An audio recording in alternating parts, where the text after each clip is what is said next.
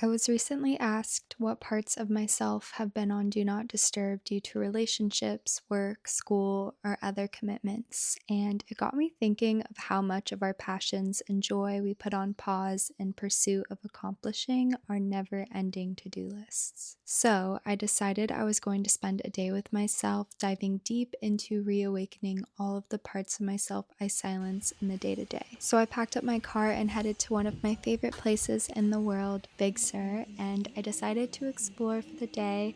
I can't remember the last time I wandered in a bookstore alone, spending as much time as I please perusing the different sections. This is the Henry Miller Library, and I spent about an hour just perusing the different books. A lot of them are Big Sur related, and I really enjoyed looking them over, but I definitely found myself back in the poetry section as per usual, and I got myself a collection of poems to read that afternoon.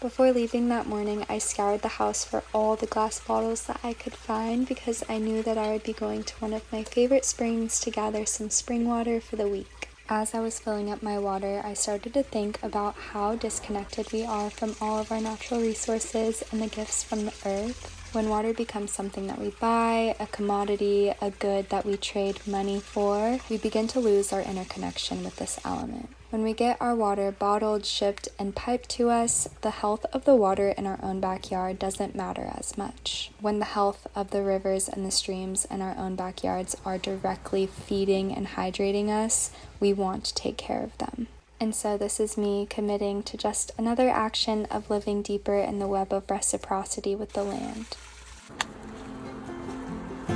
I love you till your heart is full,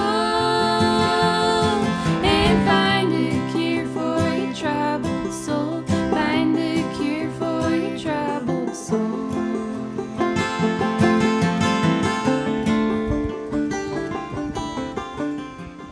After gathering the spring water, I loaded up my basket and headed over to a new trail to explore.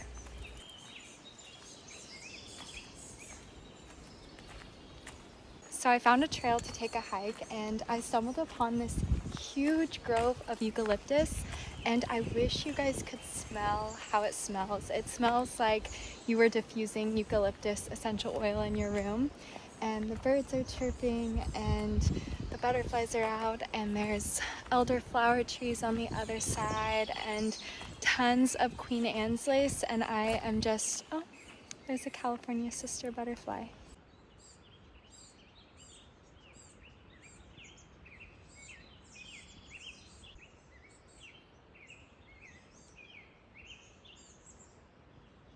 And I'm just following this path along the river down to the ocean, and I just picked up a book of poems from the bookstore here, and I have my journal in my basket, and I'm just going to spend some time alone with myself in nature, reflecting and just gathering myself before another week of classes and learning.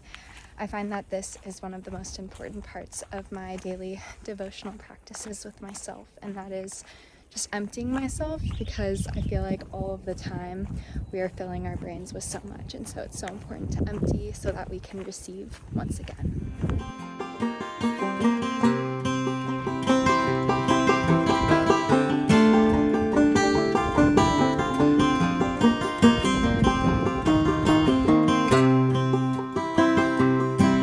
When I see your eyes shining in the sun, I know your heartache has been. I ended up finding a nice spot by the river, as I tend to do, to perch and journal and read and reflect and just be with the waters. When I find my mind to be loud and chattery, a simple meditative practice that I love to drop in throughout the course of my day is to pick an element and really embody it. I love to reflect on the element in my life, in my body, and those around me, and really pay attention to how it manifests in physical form. Today, I chose water. I was really tapping into the energy and connecting with this element throughout the day, and I wanted to embody all forms of it, so I reflected on ways that water has been stagnant within me, pooling and causing just this area of stagnation. And then I thought about waterfalls and rain and the ability for water to move and flow and then collect itself back into a larger whole like the ocean. I also thought about clouds and the ability to evaporate and then condense once more. And water really is a true embodiment of the spiritual pivot. It pivots all the time. It's constantly changing form and changing shape and dropping into new states of being. And that is something that I'm working on embodying in my life, not holding on to anything for too long and really just trusting in the flow and the fluctuation as life evolves through me. Okay, I'm driving home now, and I was just reflecting on how important it is as a woman to do things alone. And I feel like we are told and taught a lot growing up that you need to be safe and you need to be careful, and buddy system is always the case, and we need to always be with somebody else. And I feel like that fear is definitely rooted in tangible and valid concerns. But it led to me and a lot of people that I know growing up with this sense of not ever being able to do anything alone and being afraid of being alone and always being codependent on having someone else there. And what I've learned in just trusting myself, trusting my intuition, trusting my ability to discern right from wrong, and my ability to use my gut and use my senses to navigate the world and find safety in my body and in the day-to-day, is that we are so capable. I am so capable, you are so capable, women are so capable of taking care of themselves. And yes, there are scary things out there. There are people with ill intentions, and there are circumstances that we should be aware of. However, doing things alone teaches you that you are so inherently capable of taking care of yourself. You are so inherently just full, and you are so wise. And I think that wisdom of women is something that is stripped away from us, in that idea that we always need somebody to be there with us. And I love doing things with people, don't get me wrong, but I also love doing things alone. I might argue that I prefer to be alone, and it's actually harder for me now to get myself to do things with other people. And that wasn't true in the past. I feel like in the past, always needed somebody to be there, always needed to be in someone else's energy. And now I love my own energy. I am my own best friend.